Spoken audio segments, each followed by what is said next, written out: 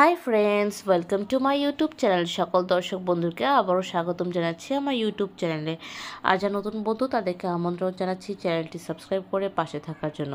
Here I am requesting to my all of new viewers and friends whose are just now connected through this YouTube or cooking video. Please subscribe my YouTube channel and stay connected. And if you guys are enjoy my cooking video of any of part, so please don't hesitate to give a like and share with your near and dear ones. তো বন্ধুরা, আমার রেসিপিটি যদি কোনো অংশ আপনাদের ভালো লেগে থাকে সেক্ষেত্রে বিনীত অনুরোধ জানাচ্ছি ভিডিওটি লাইক এবং শেয়ার করে বরাবরের মতো পাশে থাকার জন্য। আর বন্ধুরা, আজকের রেসিপিটি হচ্ছিল একটি ভিন্ন স্বাদের এবং মজাদার একটি কাচকি মাছের ডাঁটা চচ্চড়ি রেসিপি। তো বন্ধুরা, আমি আশা করি এই রেসিপিটা আপনাদের অনেক ভালো লাগবে, কারণ খুব সহজ উপকরণ এবং কম মশলা দিয়ে এই রেসিপিটি দুর্দান্তভাবে আপনাদের সামনে পরিবেশন করছি। So friends, today's we are presenting a very delicious and tempting it's a Bengali fish curry recipe where we used steam, which is commonly known as a data vegetable. So I hope this recipe will give you better insights, and please let us know your valuable comments in our comment section. So আর কথা না বাড়িয়ে চলুন তাহলে recipe শুরু করি। তো চলো তাহলে শুরু করি, লেটস গেট স্টার্টেড। তো বন্ধুরা, প্রথমে আমি শুরু করব উপকরণ দিয়ে। তো আমরা ওয়ান বাই ওয়ান উপকরণ দেখি কাঁচা লঙ্কা, পেঁয়াজ, ধনেপাতা কুচি, ডাঁটা, যেটাকে বলছে মেসে ডাঁটা শাকের চচ্চড়ি, সেটা হলো ডাঁটা, দিয়েছি রসুন। এখন চলে যাব হচ্ছিল মেইন ইনগ্রিডিয়েন্টস, সেটা হলো কাচকি মাছ। কাচকি মাছটাকে আমরা এখানে ইংলিশ যদি বলি তাহলে small fish, but that is actually called as a Corica fish. So I hope this steam Corica fish curry will win your heart. তো এখন আমরা মাছের ম্যারিনেশন শুরু করব। তো প্রথমে আমি দিয়ে দিচ্ছি Corica ফিশের উপর পরিমাণ মতো নুন, দিয়ে দিচ্ছি হলুদের গুঁড়ো 1/4 টেবিল স্পুন, দিয়ে দিচ্ছি লাল মরিচের গুঁড়ো 1/4 টেবিল স্পুন। তারপর আপনারা ঝালের মাত্রা চিন্তা করে এখানে প্লাস মাইনাস করতে পারবেন। এটাকে আমি ভালো করে মেখে নিচ্ছি।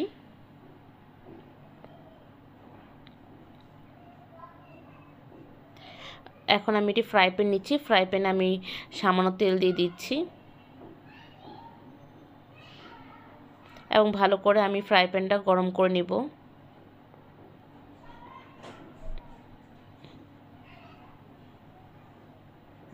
এখন আমি এখানে ম্যারিনেট করে রাখা কাচকি মাছ বা Corica ফিশগুলো দিয়ে দিব।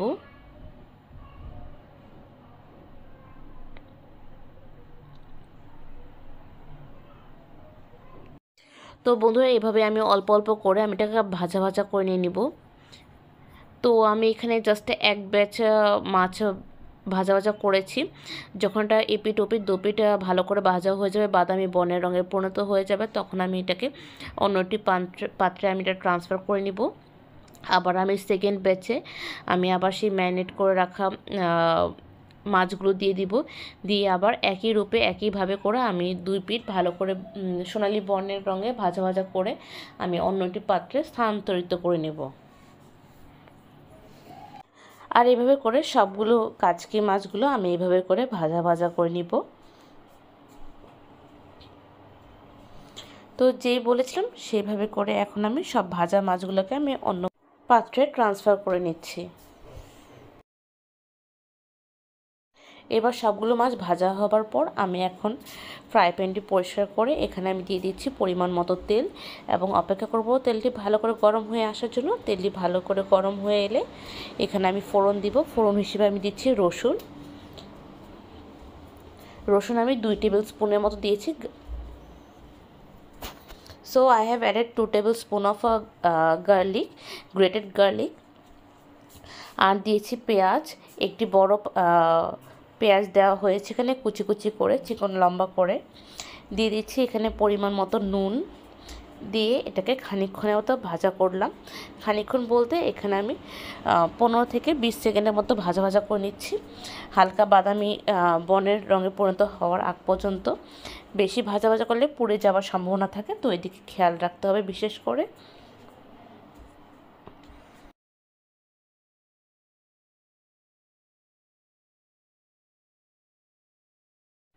এখন এটাকে ভালো ভাজা হয়ে গেলে আমি এখানে দিয়ে দেবো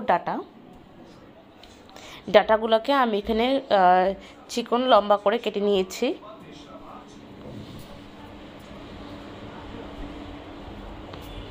আর এপিট ওপিট করে দুপিট ভালো করে ভাজা ভাজা করে নিচ্ছি।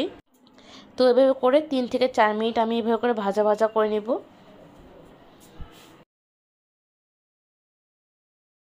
এবং 3 থেকে 4 মিনিটের মাথায় গিয়ে আমি এটাকে ঢাকনা দিয়ে দিব সিদ্ধ হবার জন্য এবং তার সাথে ভাজা হওয়ার জন্য। তো 3 থেকে 4 মিনিট পর আমি ঢাকনাটা উঠিয়ে নিলাম। এখন আমি দিয়ে দিচ্ছি এখানে হাফ টেবিল স্পুনের মতো হলুদের গুঁড়ো, হাফ টেবিল স্পুনের মতো লাল মরিচের গুঁড়ো। এখানে ঝালটা সম্পূর্ণ আপনাদের নিজস্ব চাহিদা অনুসারে আপনারা চাইলে এখানে প্লাস মাইনাস করতে পারেন। দিয়ে এটাকে ভালো করে মিক্স করে নিব।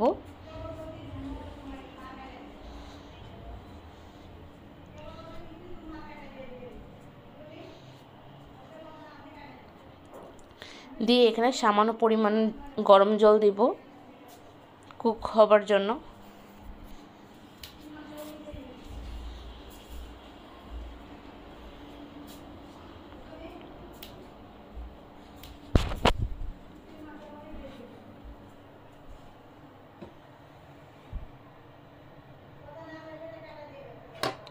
দিয়ে দিচ্ছি এখানে পরিমাণ মতো নুন।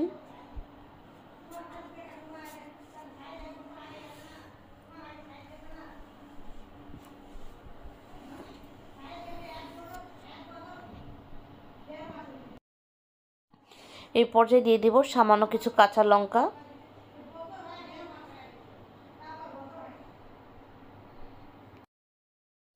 দিয়ে এটাকে এপিট ওপিট করে ভালো করে মিক্স করে নিব, অ্যাট দ্য সেম টাইম ভাজা ভাজা করে নিব। এই পর্যায়ে আমি ঢাকনা ঢেকে দিচ্ছি 3-4 মিনিটের জন্য। 3-4 মিনিটের পর আমরা দেখতে পাচ্ছি এটি অলমোস্ট কুক হয়ে গেছে। এখন এখানে আমি ভাজা কাচকি মাছটি দিয়ে দিচ্ছি এভাবে করে, যেভাবে করে আমি দেখিয়ে দিচ্ছি। এই পর্যায়ে আমি এটাকে ভালো করে মিক্স করে নেব।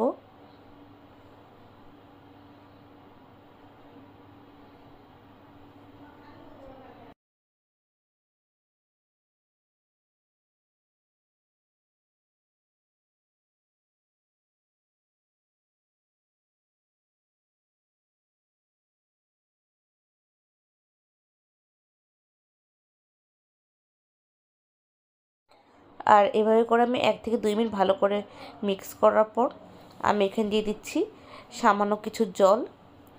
যেহেতু বলেছি এটা ডাঁটা শাকের চচ্চড়ি, তো এখানে ঝোল খুবই কম হবে বা ঝোল হবেই না, মাখা মাখা হবে।